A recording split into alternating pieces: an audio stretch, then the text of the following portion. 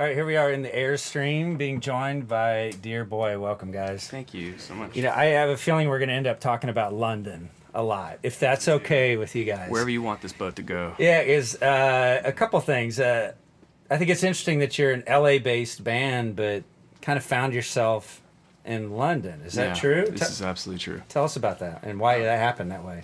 I think we just were all dissatisfied with certain projects that we had been doing when we were living in LA. And I always say that we were desperate to be displaced. And you know that like all musicians, American musicians, are guilty of absolutely romanticizing the UK. It's always like, oh yeah, go to the UK, it's going to be all good. But we fell victim to it too. And we sort of leapt and let the net appear. And we just wanted to be somewhere else.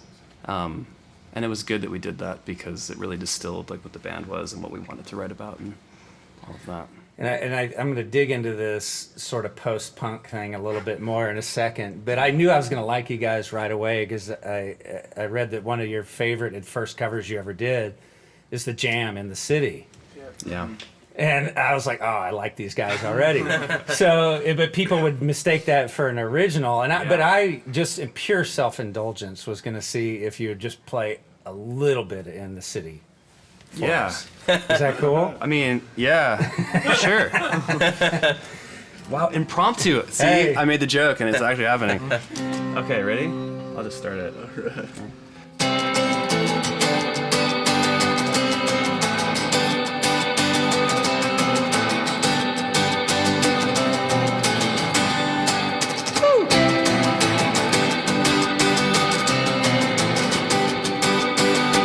In the city there's 1,000 things I want to say to you. Whenever I approach you, you make me look the fool. I want to say, I want to tell you about a young idea, but you turn them into fears. In the city there's 1,000 faces all shining bright. Ooh. Those golden little faces are under 25.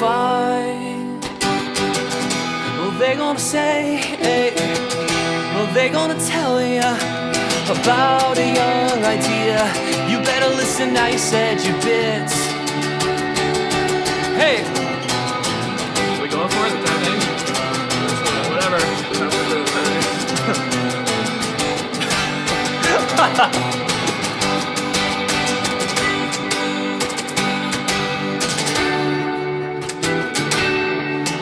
I know what you're thinking.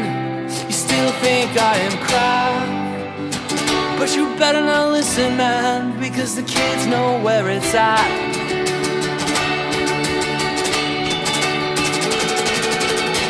In the city there's 1,000 men in uniform.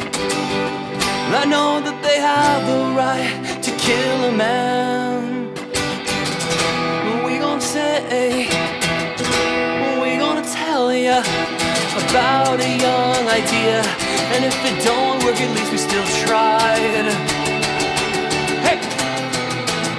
In the city, in the city, in the city, in the city, in the city, there's 1,000 things I want to say to you.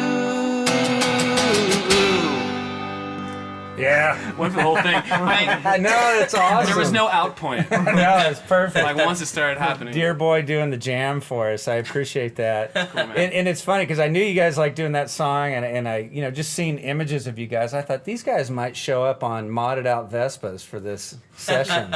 On such short notice, I couldn't. And keeping in the same vein of talking about post-punk, if you could project yourself to any time and place in London, what year would it be? Who would you see? Say you're young kids catching an act. That's insane question. Maybe it's 1982. I'll help you out. Okay, that way. it's 1982. I think we'd probably want to go back to early mid-90s, actually. Yeah, like we have a lot of post-punk that like we were really bitten by like early 90s Britpop. Okay. And as we were growing up, it's crazy to think that was like because it's pre-internet, it's like separate timeline where Pulp and Suede and all that stuff was happening, and we had The Offspring, and it's a weird thing that when you don't have an older brother, you can't find out about any of that stuff. So Right. it would just be cool to be a kid at that time in that place. But if we were going back to like '82, where would you? I mean, I'd love to see the Clash play. Yeah. Yeah.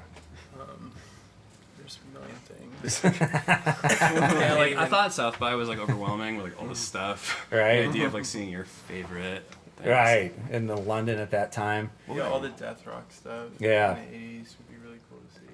And something else I had to ask you guys, just watching some videos last night. You guys have the hottest chicks in your videos of any band anywhere in the world. Are you behind that at all?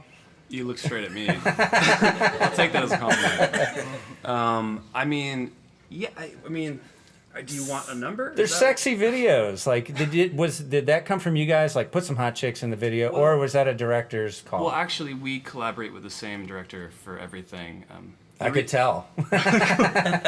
Basically, she lives in LA, and we had finished the EP, and we didn't really want to release it yet because no one knew who we were. So we wanted to get creative with how people found out about the band. So we paired some of the sound design from the record and collaborated with this girl named Bailey Wynn. She's the director, and we just sort of hashed out this idea. And I don't know, it just organically started happening. It just happened to be hot chicks. It was people we knew. Like, Yeah, they're not random. Really? People, yeah. That's you're torturing us even more. You know that many hot chicks? Anyway, great videos. Thank you. Great job. Great catching up with you guys. Dear boy from Los Angeles. Thanks.